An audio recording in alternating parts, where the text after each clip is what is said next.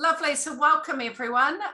So my name's Liz Whedon, General Manager here at Glengarry, and really pleased to see you all online tonight for this tasting. Have with me Regan McCaffrey, who looks after our fine wine at Glengarry. So Regan's up there. And between the two of us, if you've got any questions during tonight's tasting, don't hesitate to ask. So this tasting, how did it come about that we end up with Michael Brajkovich and Larry Mckenna online on a Zoom tasting? Well, we had this idea to host this tasting before we went into lockdown and had scheduled to do it and had put it together, but unfortunately lockdown sort of scuttled those plans, and we decided that we didn't want to miss the opportunity. Because the opportunity we saw here was really to look at two New Zealand producers that, when you think, I guess, without wanting to start with a French reference, but if you think of Burgundy and you think of the two great grape varieties there, Pinot Noir and Chardonnay, and then you relate it to New Zealand, really two of the benchmark producers would have to be Kumeu River with Michael and Escarpment with Larry Mckenna. So it was on the backdrop of that we decided we would put this together. And it was a concept that was put to Michael and Larry, would they mind hosting a tasting together?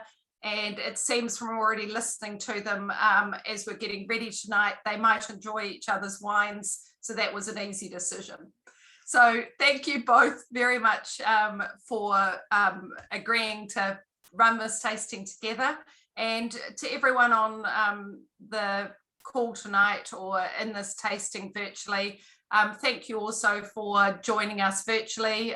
We understand that obviously it was a change from what we originally planned. So before I hand over to Michael, just one thing, you've got all your little bottles there. Do suggest, if you can, that you open the first four wines and you put them in glasses if you have full glasses. They do take a little bit of time to open up because of the way that we've sealed them in the bottles. If you don't have full glasses, definitely take the tops off them. And we're going to go to Michael with his four wines first. Just to say, on the bottles, it does say glass one, flight one. This is the only thing you need to make sure you get right tonight, is you've got to pour your own wines. Normally we'd pour them for you at a tasting. It's your job tonight. So just make sure you know what one Michael's talking about and then what one Larry's talking about. So Michael, we might hand over to you to take us through your brilliant Chardonnays.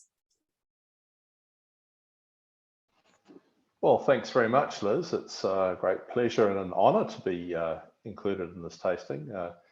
Greetings to Larry as well. I'm sorry missed your party the other day for you and Hancock's significant kind of birthday celebrations. That must have been a fantastic event, but we are in jail here, so we couldn't get there. Yeah, it's just really nice to be able to show these 2020 wines. All of them are from the same vintage, the 2020. And one of the best vintages we can remember. 2019 came along and we thought that was pretty good and one of the best ever. And then 2020 comes along and says, here, hold my beer, I'll show you how it's done. And it was just outstanding conditions, but most importantly, right through the season, it was dry. And we've had those conditions over the last 2 years. Very dry. It's more than made up for it in the last few months. So the dam levels are back up again, and the soil profile is pretty much saturated and just starting to dry out now. So it's a little bit different this year, but hopefully it will dry out in time for vintage as well this year. Many of you won't have seen our Rays Road Chardonnays before. This is a fairly new development for us, and we bought this vineyard from Trinity Hill back in 2017, and our first vintage was 2018. I remember going on a road trip with John Hancock to have a look around alternative sites in Hawke's Bay, looking at hill country and particularly limestone country. And we drove up this road, but actually didn't get to the vineyard. A few years later, Trinity had bought the block and planted it. And the outstanding feature is that it's on limestone. It's got wind blown clay loose on top of the limestone, but it's the limestone that really does make the site and makes it quite special. So we're very excited about having a different string to our bow and something unique and new. The other three wines are pretty well established, and we'll go through those one by one. But I guess, Liz, the best thing to do is to start with the first one. So when we took this vineyard over, we thought, let's go back to basics. We'll just pick the grapes as well as we can, as ripe as we can, and then treat them as simply as possible with it. And in fact, we made the decision not to use any new oak at all. So we made this wine in 100% old barrels to start with, and there were two picks. We did an early pick and a late pick. 2019, we changed the technique a little bit and introduced some stainless steel tanks as well.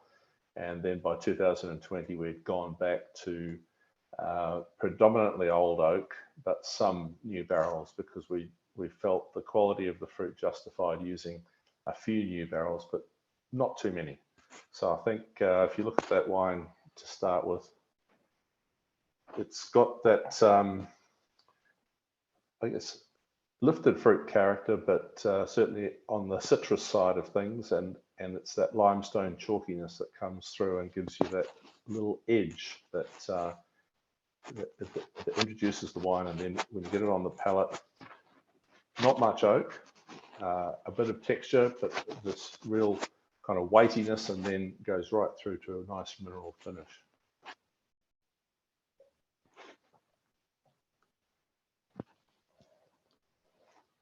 So the model for that wine is unashamedly Chablis, and that's, I guess, stands to reason when you're talking about limestone soils, and that textural element. It's that minerality on the palate that we're looking for, a nice crisp citrus edge on the finish, but also on the nose.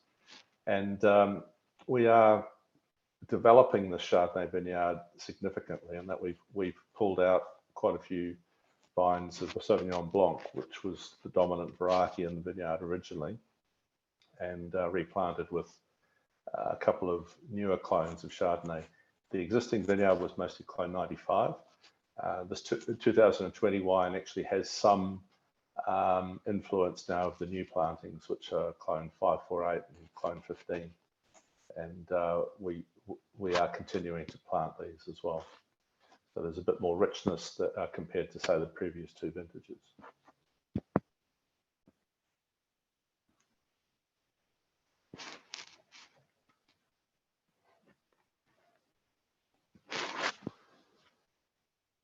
We will continue that policy of using very little oak.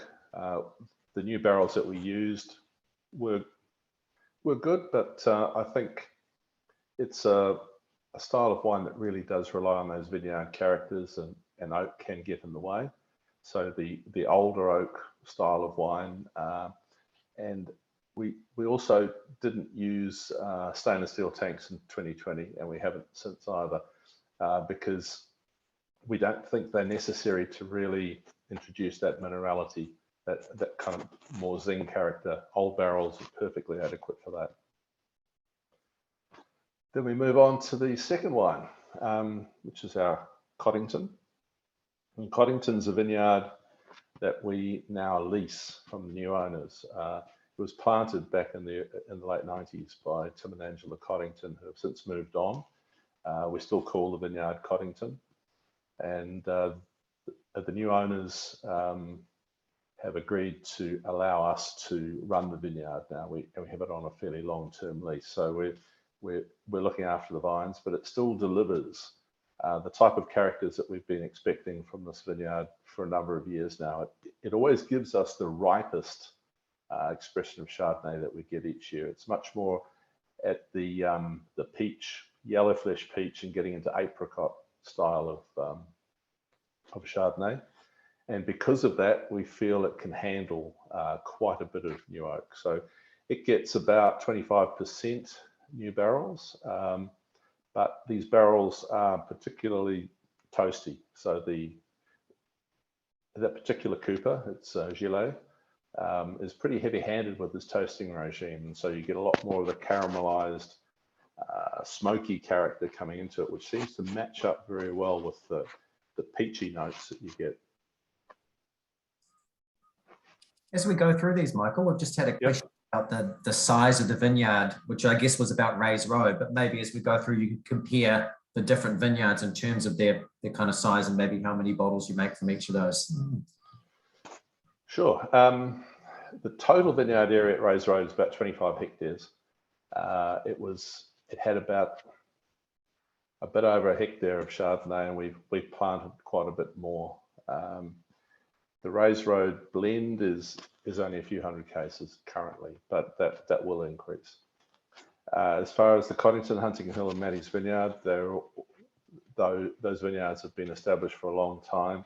I can't tell you exactly what the hectareage is, but typically we get 600 or 700 cases of wine from Coddington, a bit over 1,000 cases of Hunting Hill, and probably 11 to 1,200 cases of Matty's Vineyard each year. So that's kind of the limits that we work to in terms of yield, and it's pretty consistent. The only exceptions are years like 2013, which was frost affected. 2021 is going to be affected as well. We're down about 30%, so that is a bit of an issue. But 2019, 2020 were about normal yields. Okay, somebody just asked about about those new clones on Rays Road, and maybe compare those to the clones that you're using in Kumeu on the other vineyards. Sure. One of our most popular clones for quality Chardonnay is clone UCD 15, and both Coddington and Hunting Hill are 100% that clone. So that's why we're very keen to plant it when we went to Rays Road. The existing planting at Rays Road was clone 95, and we have a bit of that here, and it's a bit of a workhorse clone in our opinion.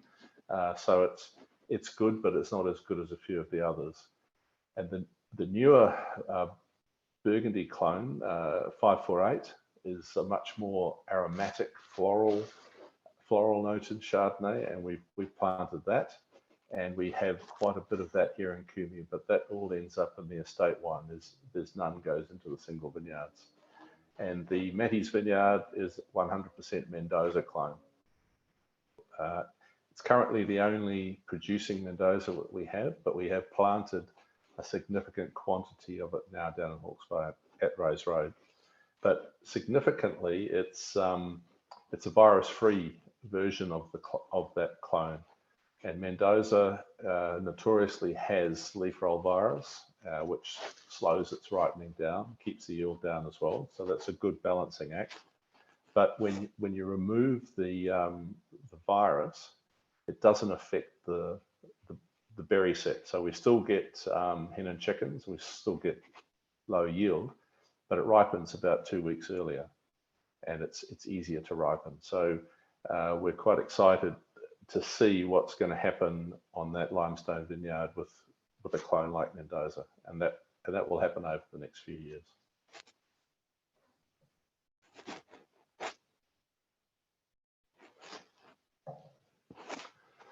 So being from the richest style of wine from one of the best vintages, I think it really does show up that peach note, and the vanilla characters and the slight charriness and the toast from the barrels is really starting to integrate now, and that's a very pleasing example, I think, of a wine that's pretty much accessible now, but does still have the ability to age. One of the things with Coddington, even though it is clone UCD 15, it does have some virus.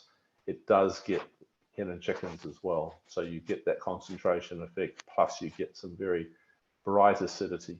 that does lead to longevity in the wine. The next one, the Hunting Hill, really is our, I think, rising star. It just gets better and better each year as a vineyard, and it's one of those fruit characteristic vineyards where when you go into the vineyard and start tasting the grapes as those grapes are ripening, all of a sudden you start to see a character that is familiar, and it's very much a citrus character. It's very much a lemon character. When I taste that in the grapes, we know that harvest is not too far away. It's a character that comes through vintage after vintage, time after time, and just keeps going. And some years clearly are better than others. It also retains quite high acidity and quite a firm mineral character right on the finish, but still with some generosity in the mid palate.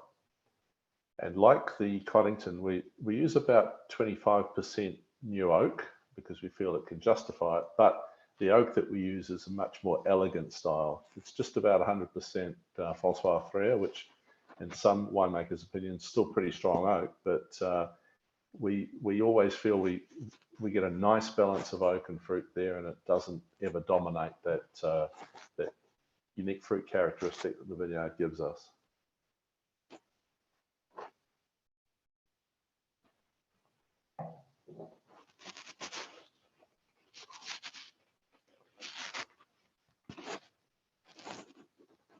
Yeah, I must say, Liz, that those wines have showed up very well, having been through the treatment with the argon and into small containers. It's they're showing up very well and still showing the differences beautifully. I do have some backup behind me, you might see, but just in case. But I'm here on my own. Was that your confidence in our ability to put them in little bottles, Michael? No, thank you. It's yeah, it's good to hear that you say that, because we've, as we were discussing before, done a lot of work to get to that stage. Question here: is this full malolactic? Yes, that was my next point. Is that all 4 wines have been through 100% malolactic, and it's not something that we do systematically. It really depends on each vintage, and in some warmer years, we do take a decision that if a few barrels don't go through malo, well, so be it. You know, we can do with the extra acid. But both 2019 and 2020 were not particularly warm. The most significant feature was that they were dry, and we could hang on to them and wait for them to ripen to a nice level. And because they didn't get warm, they didn't lose acidity as much as, say, a vintage like 2000, for example, which was much warmer. 2020 was a little bit warmer than 2019, but you know, we only had one day at 30 degrees. We never actually went over 30 degrees in the previous year. I think the maximum temperature was 29.5. So we're in the mid to high 20s most of the time during ripening, and so it's a relatively cool ripening process, which enables that flavor development over a longer period of time. And the malolactic is still required to bring the wines into balance, because we are harvesting them at fairly high acid levels, because even at those temperatures we're talking about, and even though we're quite a long way north in the country, we get a lot of cloud cover, and that does keep the temperatures down and keeps the acid retention during ripening up there. So we always get nice low pH levels, quite high acidity, and then the malolactic tends to bring it into balance. Michael, we've got a question here, some comments on the wine, which I'll come to, but just a question around someone, this is Glenn, has said, I seem to recall that one of your vineyards was being threatened by urban sprawl. Is that still the case? Yeah, we always live with that threat. There was a significant development 2 years ago when the path of a new highway, a bypass around Kumeu, was proposed to go through our vineyards at Waitakere Road.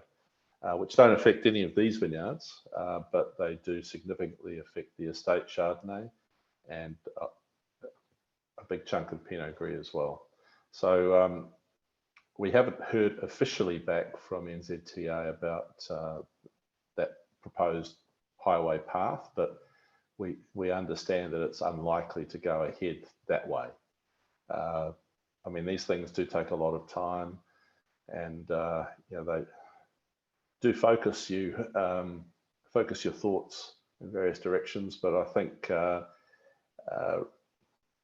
common sense is going to prevail in this case. Well, that's what we hope anyway, and hopefully the official news comes through that's the case. We definitely need a bypass, but we don't want it going through our vineyards. No. Well, let's hope that sense does prevail, because that sounds terrible. Question is, how long are these in oak? And also, Michael, someone's also asked about with the Malo, does that happen spontaneously, or do you need to activate that? Okay. Just to go with the Malo, we always inoculate some barrels, and we have some spontaneous Malos as well. So whatever works, we will use. And if there's good active bacteria going, then we will use those to cross inoculate. So we're not fussy about what does the job, as long as the job gets done. Then we do keep the wine on yeast lees for a long period of time. And the yeast, even when they're dead, have the ability to remove diacetyl from the wine. And diacetyl is the buttery character. So as those wines age on the yeast lees, they become less and less buttery, which is a bit counterintuitive, but it's the way the whole thing works. And so by the time we get to take the wines out of barrel and bottle them, they're much less buttery than they were originally. Now, Liz, what was your question? How long did they spend in oak? Yes, okay. Yeah, we work on an annual cycle. So we're using barrels once a year. We don't have two sets of barrels. So the juice goes into barrels at harvest, which is, you know, the end of February through to end of March. And then the whole fermentation process takes place in the barrels. The wine is not moved, it's kept on lees, and then taken out of barrels the following January, so that they are then cleaned up and ready to go for the next vintage. So about 11 months in barrel. Okay, excellent. Thank you. We've just got some comments here. Stephen has said he always loves the elegance and acidity of Hunting Hill. And then Stephen has noted, different Stephen, that Hunting Hill is always a standout each year. Anne-Marie, that your wines are her favourite Chardonnays in New Zealand. Love them, and great how they offer different flavour profiles. Then we have a question for you. With such small volumes and great scores, are you seeing more demand internationally? The short answer is yes, and it does create headaches, because my brother Paul has to, you know, allocate all these things, and the only way we can slow down demand is slowly increase price, and that has happened over the last few years. We don't like doing that too much, but it's just a reality. We can't produce any more of these wines than we do currently. But you know, moving into an area like Hawke's Bay with a vineyard like Rays Road enables us to diversify and increase the range a bit, so that more wines are available. But those existing vineyards, we can't do anything about the production of those, and we don't want to either, because yield is kept to a reasonable level to make sure that the quality remains the same. Very good, thank you.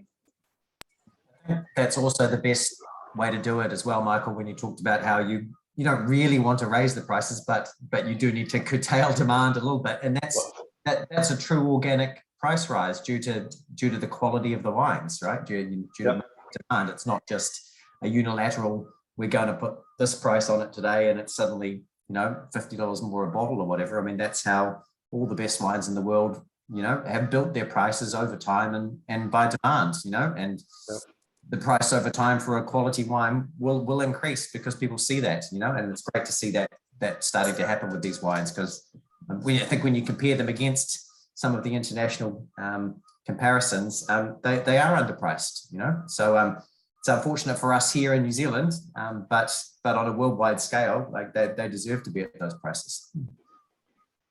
Thanks very much. We certainly appreciate that, but we also like to have these wines consumed by local people and by our friends, and so it's very important that we do get it out there into a knowledgeable customer base, not just because they happen to be expensive or have a certain reputation. So it's really nice that these wines do get bought and get consumed. A few people saying just increase the offshore pricing, Michael. I don't know. We're an equal selling winery here. I guess Michael, we'll move on to the. Sorry, Yep. we've got another question. Are your new plantings at Reyes Road on the Lyre system, and what advantages do you see with this? No, they're not. We've taken over an existing vineyard with relatively narrow spacing. It's on a 2.2 meter spacing VSP, and that works. We know that works, and certainly from a vineyard practicality point of view, it's much more convenient to operate than using the Lyre trellis. The Lyre trellis works here under our conditions, and my vineyard manager brother would say, well, we're stuck with it. He doesn't particularly like it because of that difficulty, but it does work under our conditions. And so because we have it and it exists and it's doing a good job, we'll continue to do it. But we're not planting any new vineyards using the Lyre trellis. Very good, thank you. So the Matties 2020, just continues the same trend with the 20s, just very concentrated, ripe, dry conditions.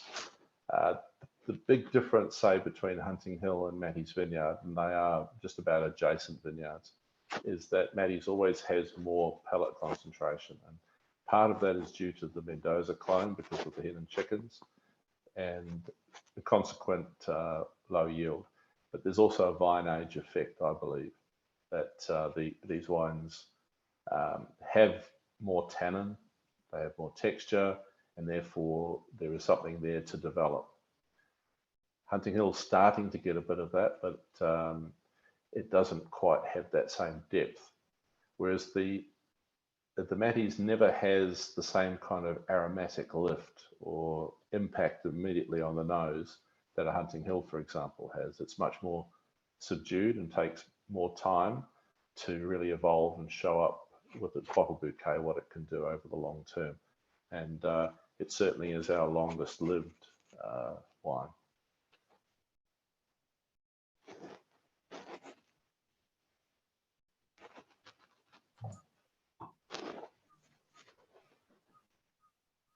I should add too that the techniques that we use for making the wine are important for expressing those vineyard characters and also the style that they have and the longevity that they have. All of these grapes are hand harvested and then whole bunch pressed, and the juices settled by gravity and then racked. And fermentation by and large takes place in barrels using wild yeast. So we're using the yeast to come in on the grapes. So that is an added element of terroir that becomes part of the expression of the grapes. And with the malolactic fermentation, that kind of completes the pattern. But a long period of time on lees as well. And I think that lees aging is very important in the textural buildup of the wine and gives you much more of that richness on the palate as well, and keeps it pretty fresh and clean in terms of oxidation. So these wines are slightly on the reductive side. They often have a little whiff of that reduction, but not really that edgy style of high solids ferment style of Chardonnay that has become quite popular. Ours have always had that, an element of that, but it's never really dominated the wines.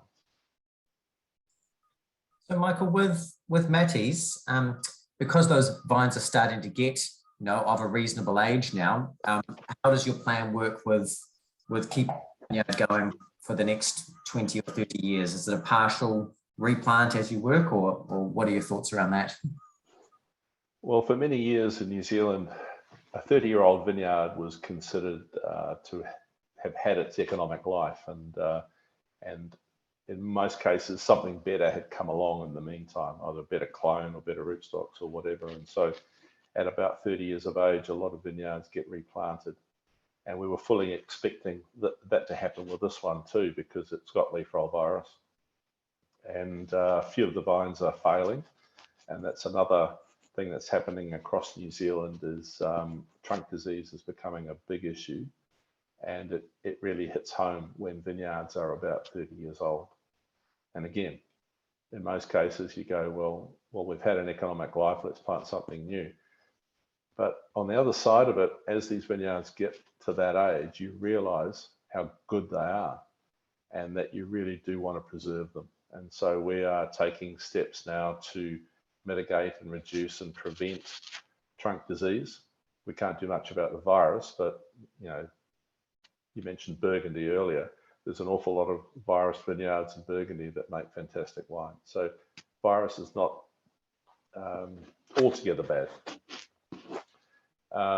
But vine age is something that you cannot replace.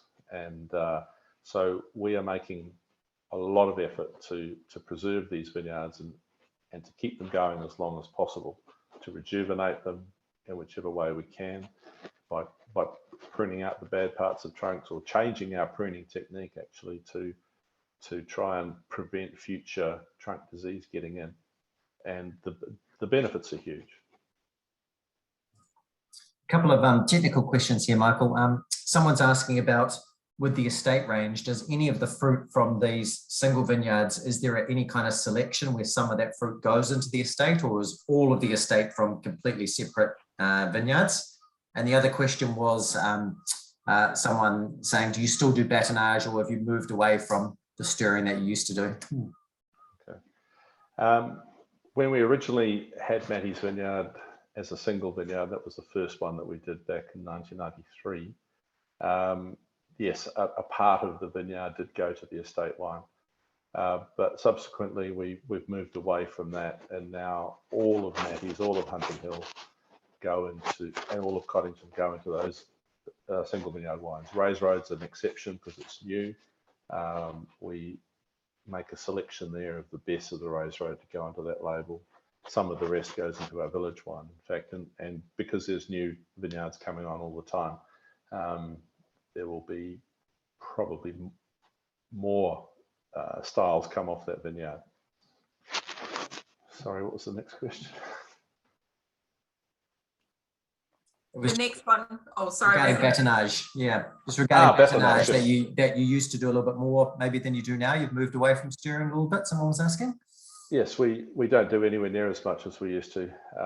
It was done on a pretty regular basis after fermentation and right through Malo as well, every couple of weeks. But now we do it more to need.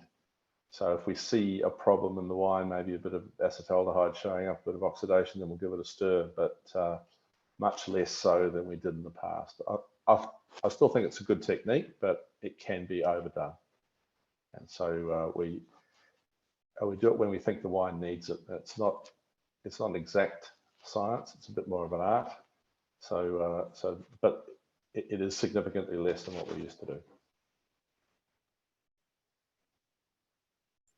Excellent. We've just had a comment here, Michael, which I think is a really nice way to sum it up, is that it's lovely to see and taste each expression across the vineyards and the wines. And, just tasting these, I was actually just thinking back to, we tasted the previous vintage together under lockdown online as well. That's right, we did, yeah. You and I need to stop making this a habit. Can we just not do a lockdown next year? Yeah, I'm with you. Yeah. But I think I remember as well when we were looking at them, you talked a lot with the 2019, or I guess I definitely found in the wines kind of a lightness, a brightness to them. You know, there was a real sort of vibrancy there. I'm definitely finding these a lot richer. I think both have that fruit ripeness, but there's stylistically both vintages great. But gosh, there's really good difference between them as well, which is cool. Yep. No, as they get riper, they don't become more amorphous. I think they're diverging. And it's because probably another 2 or 3 degrees of temperature in the important part of ripening. So instead of 25, 26, you're up 28, 29 degrees, and so it's just a little bit riper. Okay, cool. And a comment here that stunning wines, congratulations. And I think that's from Mr. Dave Roper. Thank you, Dave. And a classy portfolio indeed from Glenn. Excellent. Thank you very much, Michael. We will come back, I think, with any questions after we've had a look at Larry's wines. That's all okay for you? Yep. Perfect. Excellent. Yes, so what everyone needs to do now is pour the 3 red wines if you've not already. And Larry, what I'll do is unmute you. You might need to, I've asked you to unmute. Should we see if we can unmute you? How's that? That's absolutely perfect. Just let me give you a bit more light, I think. Okay.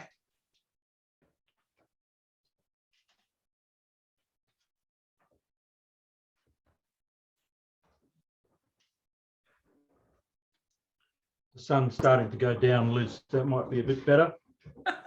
That's perfect. Absolutely perfect. So I think let's just see. Can I have some thumbs up if everyone is ready and poured the next 3? Where's everyone at? Yep, I've got some thumbs up. Okay, perfect. Larry, everyone's ready to go. Excellent. Okay, I'll kick it off. Thank you, Liz. It's wonderful to be part of this. And as you pointed out, I think it's a very memorable occasion. So excellent. Perhaps just we've got 3 single vineyards in front of us. Just talk about the reasons why behind that and how we go about it. We started off originally, of course, with Escarpment as what I now call a district blend. That comes from a lot of different sites, always 100% Martinborough, but it comes from a lot of different vineyards, mainly to give us the volume we require for that label. So we're trying to get that wine up to perhaps 2,000 to 3,000 cases in a normal year. But we saw the opportunity of firstly protecting some of the best vineyards we were taking fruit from. And this is in 2006. We were, prior to that, we were blending off Kiwa, Rehua and Pahi vineyards into the district blend. And if there's one thing that any winemaker I would suggest, but particularly me, hates, is seeing the best wine disappear into a blend. So from 06, we took the Burgundy model, and as Michael intimated, we have no apologies for emulating that. We didn't see any sense in trying to reinvent the way Pinot Noir or red Burgundy was marketed. We thought we could certainly make New Zealand wine, but market it as single vineyard cited wines rather than as a blend. So we're totally committed to Martinborough. And to take it the next step, perhaps we like to call it loosely the Insight series, start giving an insight into single sites within the Martinborough region. And that's what Rehua, Pahi and Kiwa were originally. And then we introduced, well, those 3 labels to Kupe, which was the first harvest of Kupe was in fact 03 off our own site here in Tamuna Road. But we were trying to protect vine age in the older vineyards. We had vineyards that were approaching 30 years. And again, as Michael pointed out, these were certainly giving us exceptional fruit, exceptional wines, and well, I don't know how much to credit Vine Age with, but we were certainly happy to say or think that that was the reason, one of the strong reasons why these wines were superior. So we started to bottle them under their own vineyard designation. And I'd like to make the point that, you know, have a shot at Bordeaux here a little bit. They have 5 varieties, can be blended in any way they wish. And really, I see Bordeaux as a blended wine, whereas single site Burgundy or single sided Pinot Noirs are not blended. And in our case, Kiwa, Rehua and Kupe are all very small vineyards, so less than 2 hectares. So we're talking sort of 300 to 500 cases maximum. Though that fruit's all picked on one day, goes to one ferment, and then obviously goes to separate barrels, but they're always picked on one day and one ferment. So they're a true expression of that place, that site in that vintage. So we really want to offer to people who are particularly interested in Pinot Noir, yeah, that site expression and that vintage expression. So that's where the thinking came from behind these wines. And since then, we've expanded it. We've in fact, Pahi's not part of this tasting. We lost Pahi in a sale in 2016. And in fact, have just replaced it with another vineyard on Tamuna Road. So there will be a Pahi 20 when we release the 20s, but from 16 to 19, no Pahi. But Kiwa, Rehua have been very consistent for us. And I think what excites me about these sites is particularly I guess we're trying to prove the terroir argument.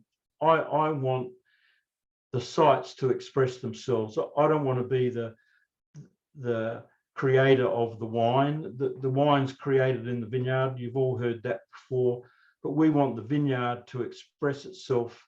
And so we ideally, doesn't really matter. The vintages all vary, but the site doesn't, and the wines have a consistent characteristic because they come from that site. So maybe that's a good lead into Kiwa. Kiwa's a very interesting little site right in Martinborough on Cambridge Road, right opposite sort of the backside of Atarangi, and very close to town, within walking distance. That was planted in 1988 for Martinborough Vineyard by Nick Hoskins and myself, and I've made wine from that vineyard ever since and managed to bring it with me to Escarpment, and so I know the site extremely well.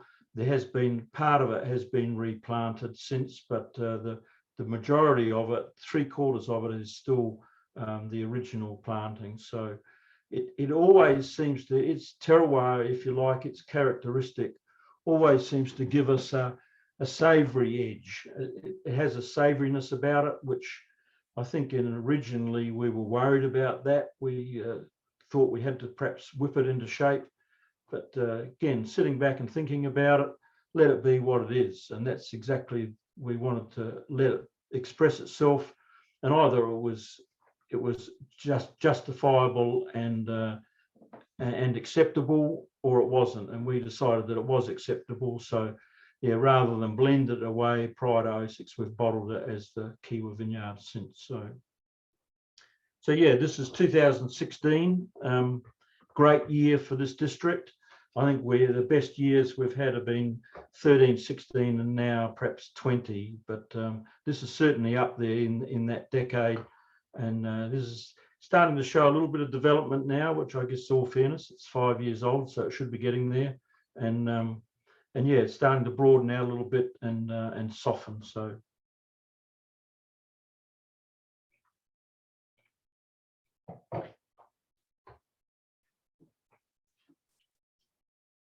And perhaps the other big influence of these wines, all of them, is a high percentage of whole bunch. We're very committed to whole bunch fermentation, perhaps more so than a lot of people, and perhaps struggled with it for a long time. sort of decided that we were committed to it, so we were going to stick with it. Perhaps a little bit stubborn, but we love the tannin expression that whole bunch gives us, and that was one of the reasons for embarking on it in the first place.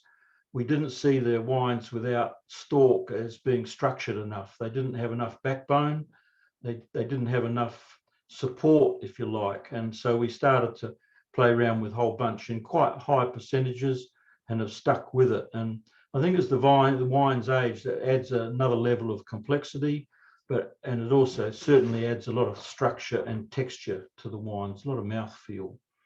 So might be a little bit more obvious in the 219 wines when we get to them. They're obviously a lot younger and haven't had a chance to soften yet. So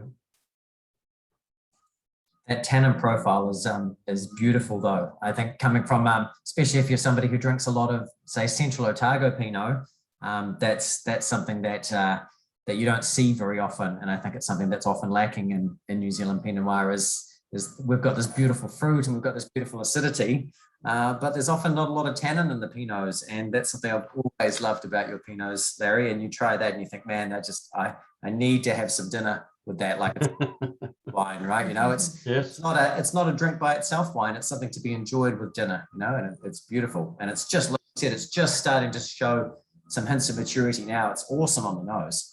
Yes, exactly. And yeah, it's the structure that allows them to marry with food. Without it, they're very soft, and flabby is a good word.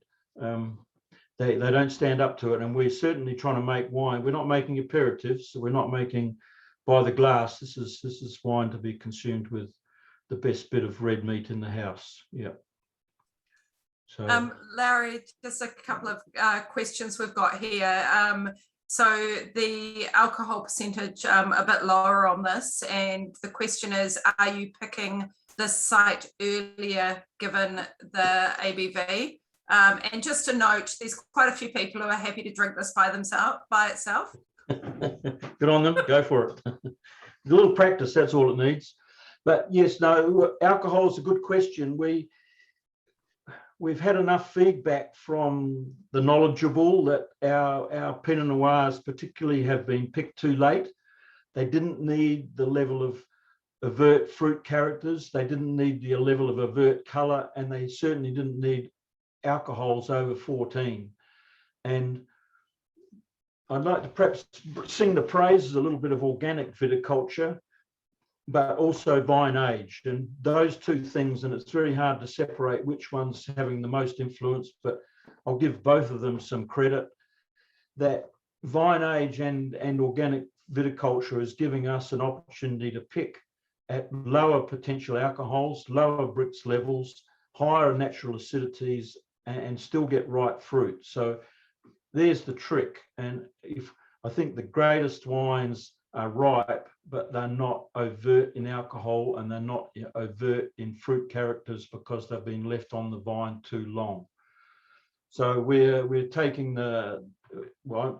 probably for the last 10 years, tried to listen to that, and I find it very difficult to achieve because I think one of my bents is that I tend to pick a little late, and I've really had to be very disciplined about the whole approach and make sure we are picking at that 13 to 13.5 alcohol band, and we really don't want any more than that. And I think the wines are better for it, and they are perhaps more suited to it now because of the vine age. Well, you've certainly got a lot of people here that 100% agree with you. Good. Yeah, and a comment just going, well, Kiwa, Martinborough, here we come. So Great. Well, yeah, Kiwa is a great site. It really is. And I think it somewhat gets overshadowed amongst the other single vineyards. It's the one that perhaps in a tasting gets the least of the attention for some reason. But there's this savoury, I don't want to use the word herbal, but there it is, this savoury herbalness that I see in Burgundy quite regularly, particularly in some years more than others. And it's a legitimate part of the expression. And I like the comment. I'm not sure where it came from. It's not originally from me, but great Pinot Noir is a mixture of red, green, and black fruit flavors. and it's getting that proportion right. You don't want too much of the green, but it is great Pinot Noir is an expression of those three characters, and it's getting the great vintages get the ratio right. So that's what I look for in Kiwa, is this savouriness, and maybe that's something that a lot of people perhaps less appreciate. And we're so used to ripe fruit flavours, particularly living next door to Australia. So overtly ripe fruit flavours. All right. So I'll move on to Te Rehua. Little story, a little different here. Almost not quite the vine age. It's about 22 years old now. Planted originally by Jeff Bunny. So we always called it the Bunny Vineyard, which wasn't very complimentary, but he sold it on to the current owners, Tim Barton, and we leased that block from them, long-term arrangement. And it's a block that is very well protected, a lot of shelter around it. And interestingly enough, it's within a stone's throw of Kiwa, very similar soil type, but we always pick it before Kiwa. And I think it's perhaps the shelter around it. It's slightly warmer. And for whatever reason, it's a big mixture of clones. It's got all the serious clones at the time are in it.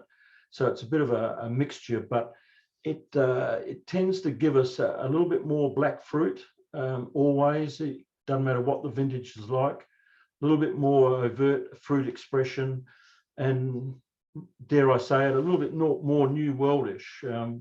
Perhaps I used a central comparison again. If any of these wines are closer to central than others, this is the one. This is the one that's got a little bit more black fruit, and just a little bit more of the overt fruit characters, but made in a very similar way to the Kiwa. Still plenty of whole bunch, and it tends to have these days a little bit more structure. We're backing off on the whole bunch on this vineyard at the moment. We'll probably cycle back out of that eventually, but at the moment we're seeing, for some reason, a little bit more structure in the tannins. The tannins are a little bit more obvious, and it seems to have developed into a site that doesn't need as much whole bunch as perhaps Kiwa or Kupe. All right. So not 19, we didn't really talk about 19. Tough year for us, very, very frost affected in the spring of 18. I got the call. In fact, I was lucky enough to be walking down one of the avenues in New York, and the phone went off, and the boys were just finishing up a very tough night of frost fighting, and said that it's going to be an absolute disaster, which it was. And we had no inversion layer that night, and there was nothing you could do to do anything about it. So the district got pretty well burnt. And so I always had a disappointment, I guess, about the vintage because of that. But yeah, small crop, concentration, the wines have come out remarkably well. And I sort of, it's tough to change your opinion when you've been so disappointed about the season, and then the wines have come out pretty well. I'm pretty happy with the way they're looking, and these 219s are well up there in the quality stakes of single vineyards. So, yep. And so, yeah, Kupe story here. Yes, we're probably familiar with it, but it's 100% from our Tamuna Road property. Was planted in 99.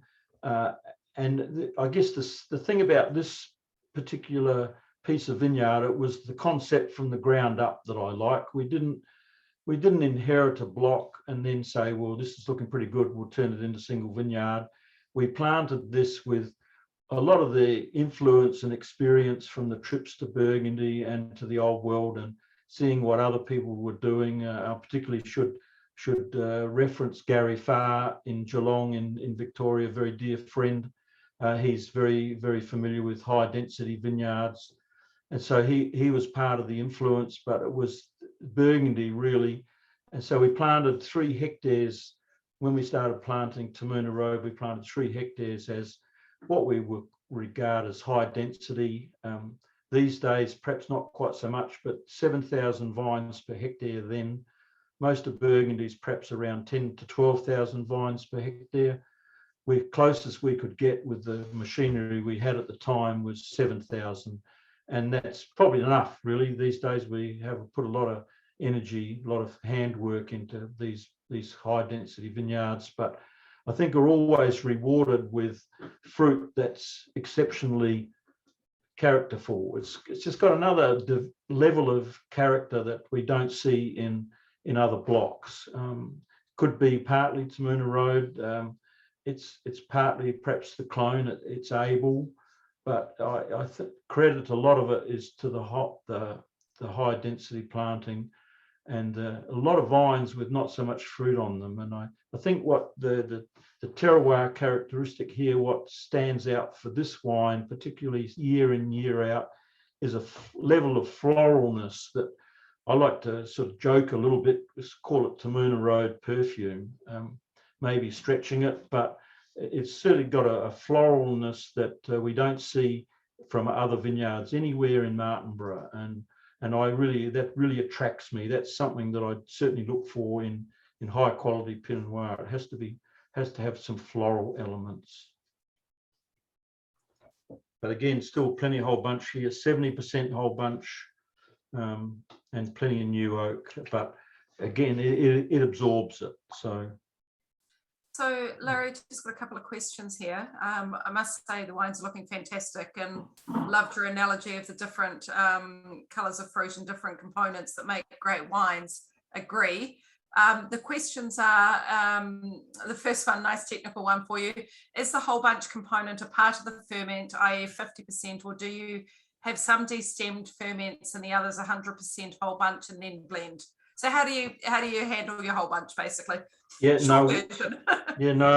it's a good question, and it's a tricky one. Again, refer back to Michael's comment. There's a bit of art in this. There's no hard and fast rules. We stand around the shaker table munching on fruit and in the first part of the vintage and trying to decide what we think the vintage is going to be the best use of whole bunch for the vintage. And when we get down to these sites, there's a lot of discussion at the shaker table, and somebody makes a decision, usually me, I guess.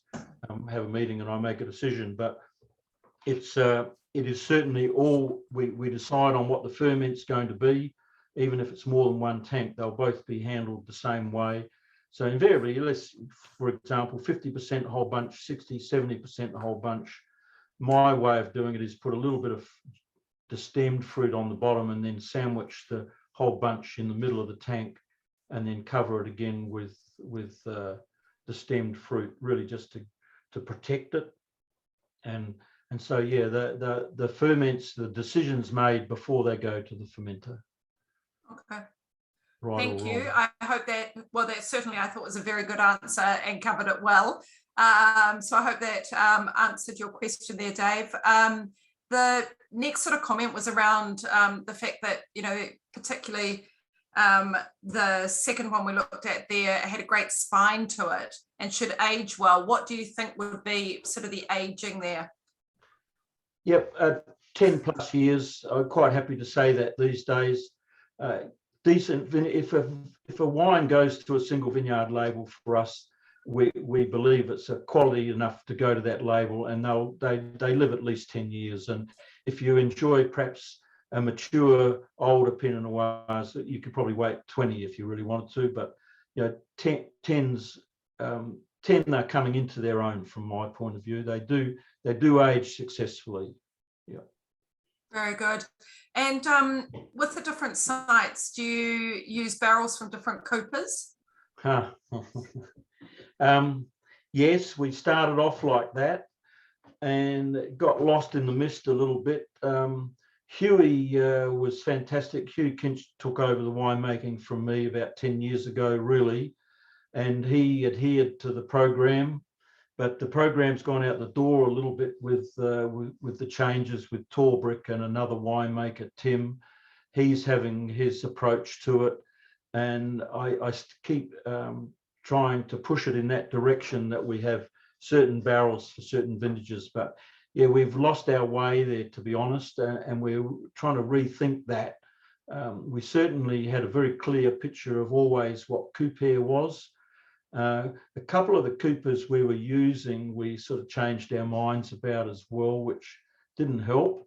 And so we are rethinking that. But I think the logical approach is, now that we've got we've got aged vines, they will be better with more age, I'm sure, but we've got the 20 to 30 years, and we know that fruit, we know the sites, and we should be able to match them up with Coopers very satisfactorily. But I'm going to leave that to Tim. That's his department now.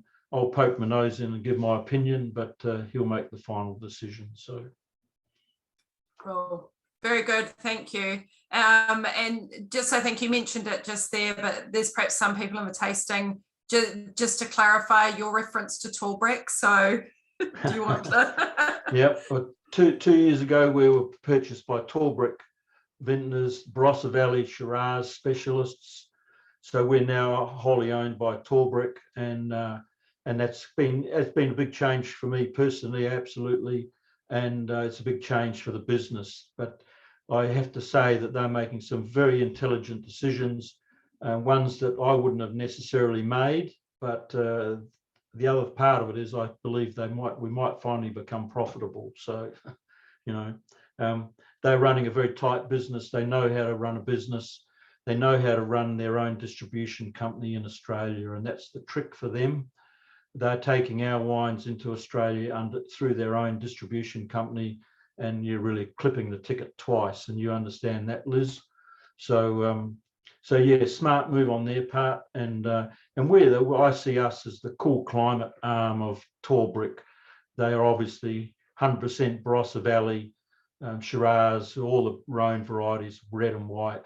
They don't do Chardonnay, they don't do Pinot Noir, so that allows us to complement their range very satisfactorily. Very good. I think there's two sort of comments here that have come through. Is one that, as the lover of tall bricks, the question was, how have you found working with them, which I think you've answered really well. And I think, someone's then said, as long as they don't take away the passion or the formula. And I think, if I could perhaps just add in there, we've worked with Tall Brick for quite a few years, and I'm sure you've found now as well, Larry, that they're very dedicated to making exceptional wine. And, I've always found them interesting, your comment about the smart business decisions, but I think also it's a quality first based decision. Yeah, absolutely. Yeah, they understand high priced wine and how to make it, and dedication to sites and dedication to a district. And the very best of their wines are single vineyard wines, and with incredible vine age by our standards. They have enormous opportunity to deal with some world-class fruit. And they're taking the same approach with us. We've put a lot of energy over the last 2 years into the vineyards, and there's a lot more to come. Just ratifying them, narrowing it down to the very best clones and rootstock combinations for the site, and making sure we're growing really good fruit. And yeah, they totally understand that. Yep. Oh, we've just had a comment come through here that, as always, Larry, all wonderful wines, and great to see how the single sites continue to express their uniqueness, and the vision you had to embark on this well ahead of others. Legend. Thank you. And the next comment was, great Pinots, Larry, such a great expressions of sites. Well done. Great. Yeah, and now we've got everyone agreeing with those. That's exactly what we're trying to do, is let the site express itself. Yeah. Perfect. No, they're looking really good, Larry, and it's been fantastic to taste through them, and lots of great comments there. What I'll do shortly is just open up the floor to everyone if you've got some comments there. But just before I do, did just want to thank once again Michael and Larry for giving up their time tonight to take us through the wines. I think the opportunity to taste Kumeu River is always a pleasure. To taste Escarpment is always delightful, but to do the two of them together and to have you both present as well, we feel very, very lucky. So thank you very much for doing that for us. Thank you. Yeah. Thanks very much, Liz. Cool. And I also just wanted to note, I think Kyle is on this call, who works for us at our Victoria Park store. And, you know, the team are working very hard during lockdown, and, you know, the situation of working in retail during lockdown is not the easiest. And do encourage everyone, if you are coming into our stores, just to remember that and shop and be nice while you're there.